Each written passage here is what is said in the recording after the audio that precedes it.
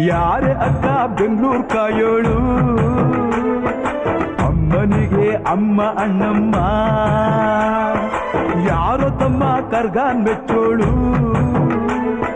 ಮಲ್ಲಿಗೆಯ ಮುಡಿಯೋ ಅಣ್ಣಮ್ಮ.